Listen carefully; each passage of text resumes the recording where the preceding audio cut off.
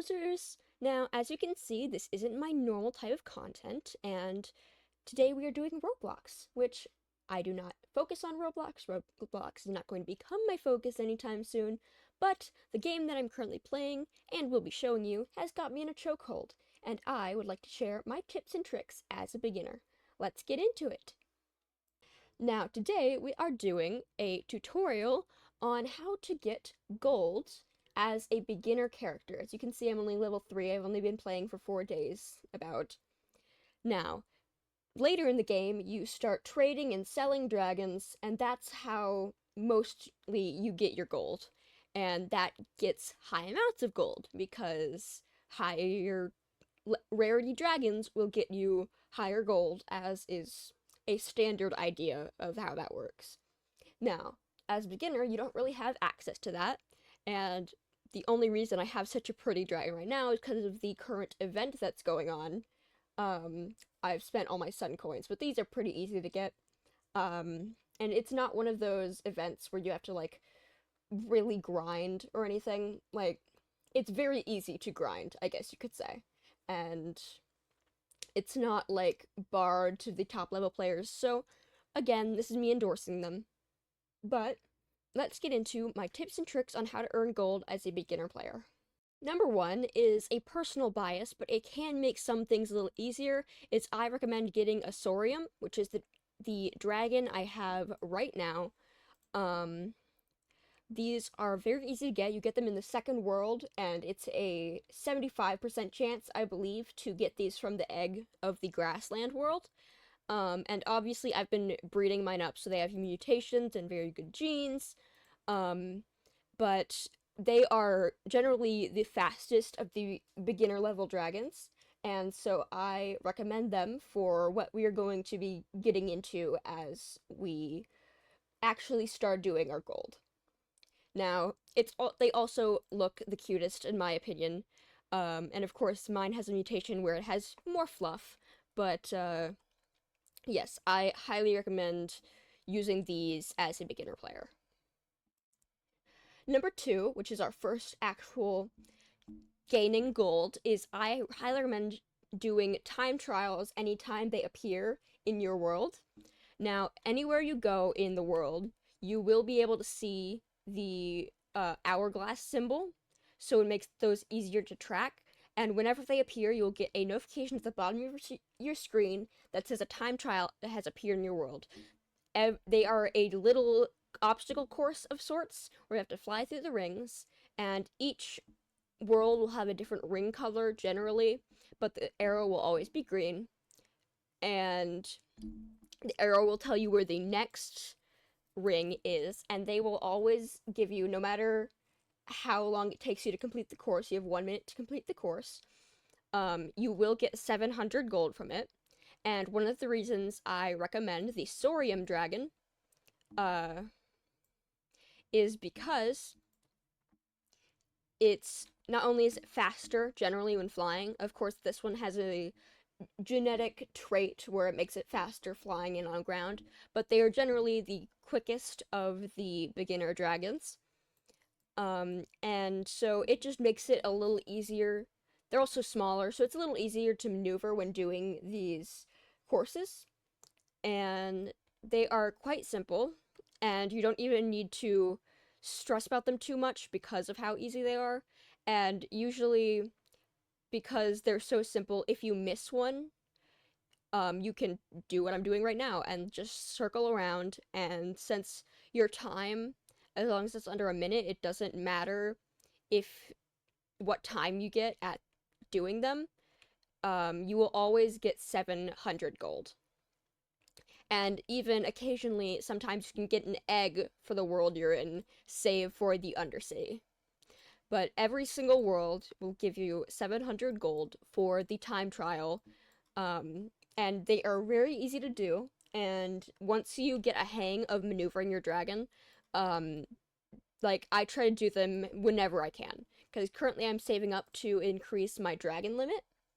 And these are definitely something, like, passively whenever you're doing something else, whether it be grinding or gathering materials or searching for eggs, they'll appear, and it's something to put aside literally less than a minute to do, to get that basically free 700 gold. Now, number 3, it gives the least reward, but it is the easiest. Like, the very easiest. And that is, whenever you see a coin around your world, you pick it up. These are everywhere, and they respawn all the time. And the little guys only give 2 coins, but the big coins are giving you 25. And it doesn't give you a lot, but it does add up once you make it habit. Once you make it a habit and you're just doing it automatically, it's kind of like a passive income. And when you're a beginner player and every coin counts, it's pretty important. And I highly recommend to just practice taking all the coins you can find until it becomes like second nature and you don't have to worry about it anymore. Number 4 is extremely easy, and that is, if you see something with a health bar, you attack it. Now, as your dragon levels up, you get more attack, so this will go quicker, but finding a resource node, you attack it. You take it completely down. It might take a minute when reloading your fire attack. Now, you can also do your chomp attack, but fire is a little more constant. Now, trees will give you food, which, as a beginner player, is important to have, just in general, even before we get to the money-making part. Because if your dragon is hungry, let's see if I have any hungry dragons right now. Yeah, here. They will have massive debuffs, as well as their mood, but I'm not really paying attention to that right now. Because it depends on the mood. Like, bored, it's only attack down, and since I'm not attacking anything right now, I will do this later, but I might make a different video just detailing some of the things that you can do in this game. But it gives you a massive debuff where not only is your attack down, but you can also not heal passively, and your dragon cannot grow, which Pyre is an elder, so that doesn't matter, as he is already completely grown. But especially when you have babies who you are trying to get growing as fast as possible to at least adult so that they can function. And especially when you have like a dragon like this Volcumos, where the growth time is a little under 2 hours, you cannot have anything stopping that. So one thing that's not money related is to always make sure you have enough food on hand. Now, you can also get food by killing mobs, but also one of the things that will get you more money, because you won't have to save it unless you plan on building things, which can come later in game, is resource nodes for resources. Now, as you go further into different worlds, each resources and food drops will be different, so they will get more rare and like more valuable as you go further into the game. So it's a good habit to make when you're starting out. But once you take all of these resources that you find, you go to the Origins world, where you will find the general store, and then you will sell. And you will sell all that you have. Of course, if you need to save something, then definitely save something, but this will get you lots of money very quickly, and of course, I had some that were more valuable from different worlds, so make sure to make it a habit. And food, if you have a lot of food that isn't particularly important, or not important per se, but like you have a lot of it, like I do here, You can sell, like, whatever you don't want or don't need. And now I still have plenty, and since I have a farm, I will always have enough peaches and apples and such. So that is a good way to get gold as well. Number 5 is the second part of attack anything with a health bar. Now, this will take maybe a little bit of time, but it is generally worth it because it will not only get you gold, but it will also get you potions that can edit your dragons. Now, basically, chests will be behind these areas. Now, they won't always be, but you will get lots of experience and coins if there are no chests there.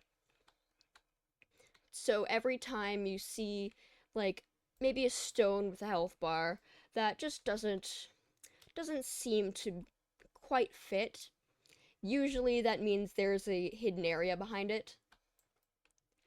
And there are only 4 chests that spawn each day, and there are multiple places where chests can be. So generally you have to take some time to look. But when you memorize where a lot of the good spots are, it can become a bit easier.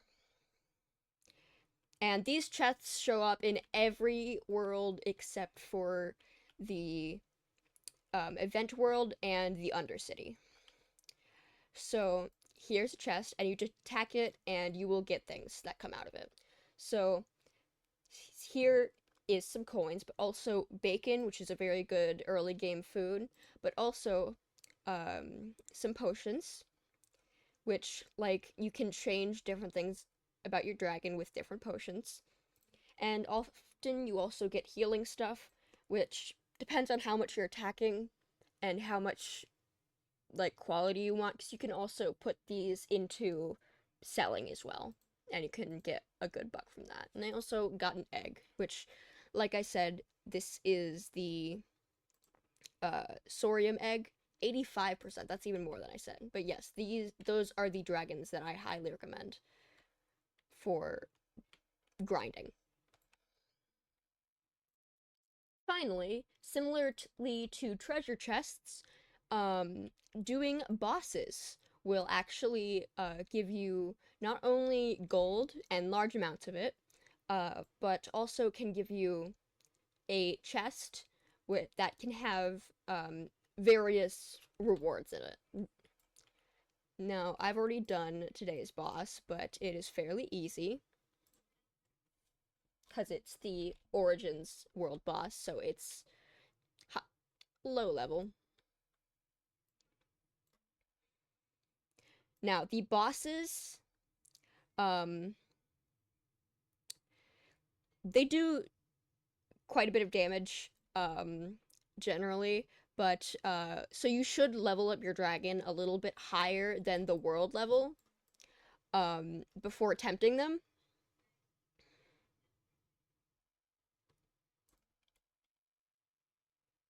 Especially on your own, like I'm doing now. You can do them with other people, and I recommend doing them with other people. But you know, I'm recording a video right now, so I can easily just, you know, cut out this entire thing.